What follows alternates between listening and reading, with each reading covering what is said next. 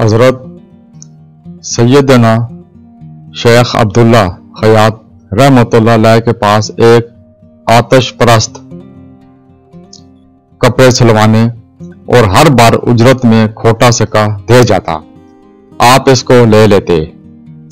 ناظرین، قصہ مکمل کرنے سے پہلے آپ سے گزارش ہے، جنہوں نے میرا چینل ابھی تک سبسکرائب نہیں کیا وہ اس کو سبسکرائب کر لیں اور ساتھ بنے بیل آئیکن پر کلک کر کے آل نوٹیفیکیشن پر کلک کر دیں تاکہ میری ہر نئی آنے والی ویڈیو کی نوٹیفیکیشن آپ کو بر وقت مل سکے اور آپ اس کو اسی وقت دیکھ سکیں۔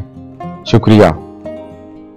ایک بار آپ رحمت اللہ علیہ کی غیر موجودگی میں شاگرد نے آتش پرست سے کھوٹا سکہ نہ لیا۔